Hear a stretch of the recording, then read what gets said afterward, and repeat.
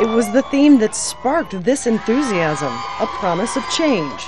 Change has come to America. But 2.5 years later, the change that's taking place in Washington seems very far from what the White House had in mind.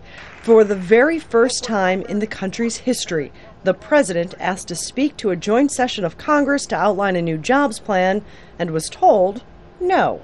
That date doesn't work for the Republican House Speaker, John Boehner. This is an act of flagrant disrespect that ought to be called out, and Boehner needs to be held accountable. This is crazy and it's disrespectful. Thank you very much, everybody. His critics say President Obama may have been trying to upstage the Republicans by asking to speak at the same time as their presidential candidates were debating. The White House said it was a coincidence.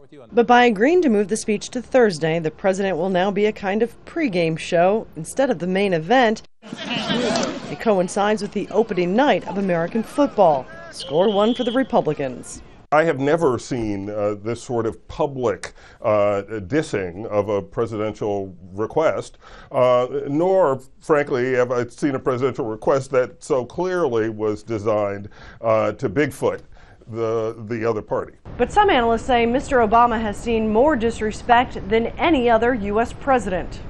Remember this moment? When he was called a liar on Capitol Hill?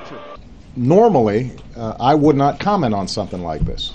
Or when he was asked to provide proof that he was born in the United States.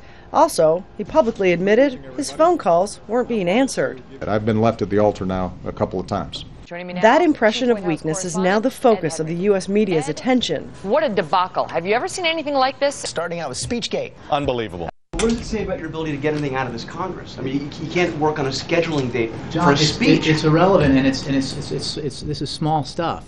But the question remains: if the small stuff is hard, is the hard stuff like job creation even possible? It's an answer millions of unemployed Americans are waiting for. Emotionally draining. I've been looking for over a year now. Hope, another campaign theme that for some is still proving elusive. Patty Culhane, Al Jazeera, Washington.